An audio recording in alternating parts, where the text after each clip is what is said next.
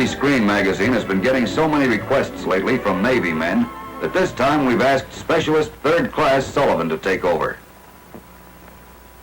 Our first request comes from Gunner's Mate Second Class John Ellsworth, now in South Pacific waters.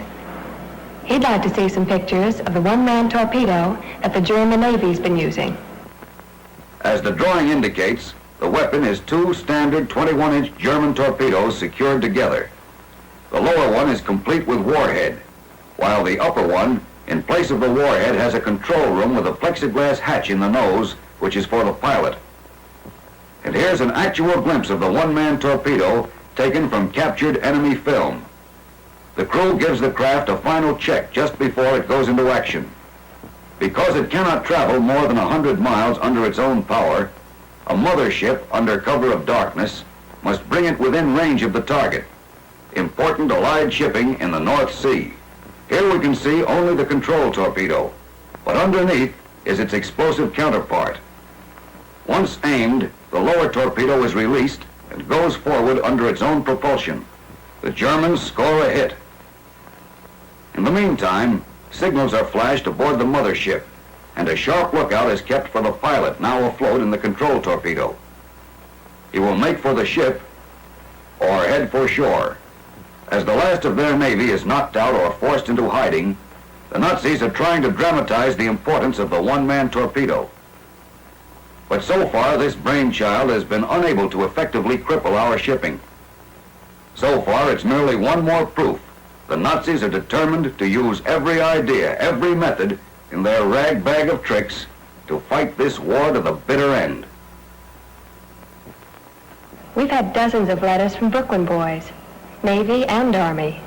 All of them are convinced that my request would give them and the rest of the men in the service the biggest break of the war if we just show some shots of their very special hometown.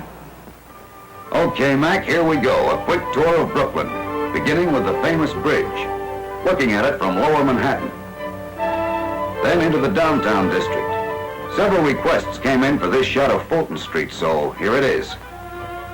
This shot of Henry Street is for Vincent Guaranciano, somewhere in France.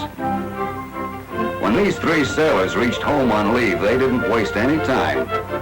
All Brooklyn girls, of course. All right, boys, now we'll have the kiss. Thank you. To most men in service, Brooklyn is merely a convenient word on which to hang a gag. But not to Brooklynites born and bred there. To them, it's a good place to visit and a fine place to live. They think of it not only as a city divorced from the rest of New York, but as a mood, a spirit. With places like Prospect Park, where there's snow on the ground long after it's melted everywhere else. These particular pictures of Lookout Mountain were taken for James Mannix, Bill Walsh, and Sam Beanland, all seamen aboard the USS Adonis.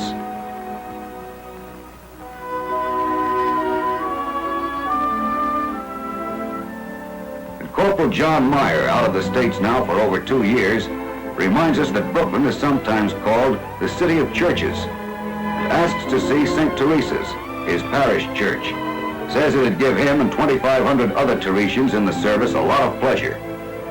And here's a shot of Shore Road for Sergeant Lester Rodney, and several others who wrote in saying a glimpse of it and the bay would help take care of that homesick feeling. Now, everyone knows that a tree grows in Brooklyn, so naturally we had to include it.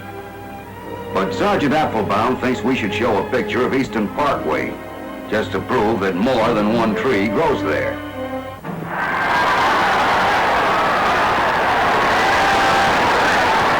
No pictures of Brooklyn would be complete without a glimpse of the stadium at Ebbets Field and them lovely bums in action.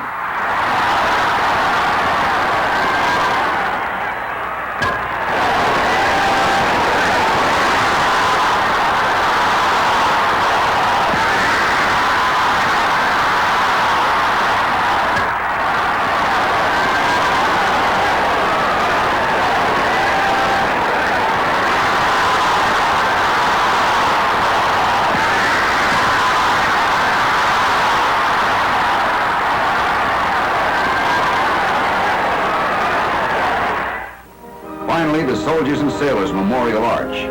Erected in honor of some other Brooklyn boys who went off to fight an important war in 1861.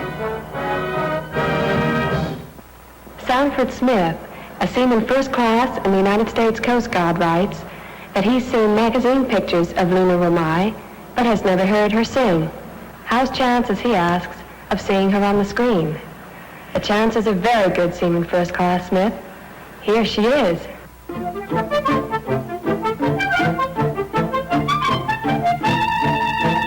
Chiu, chiu, chiu, chiu. Chiu, chiu, chiu, chiu. Mira que la vida es triste, que tu cantar me alegra el corazón.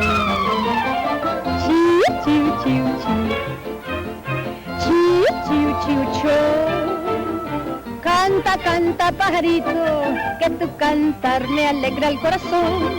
Con tus gorjeos, con tu trinar, despierta el alba, la noche ya se va. Con tus gorjeos, con tu trinar, despierta el alba, la noche ya se va.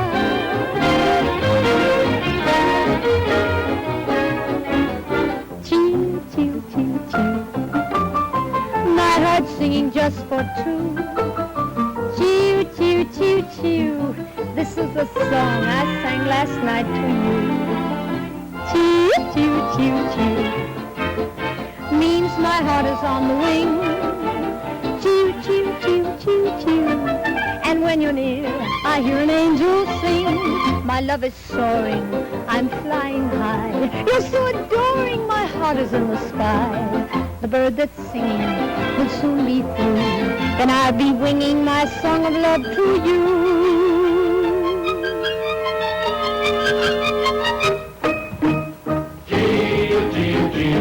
Chiu, chiu, chiu. Chiu, chiu, chiu.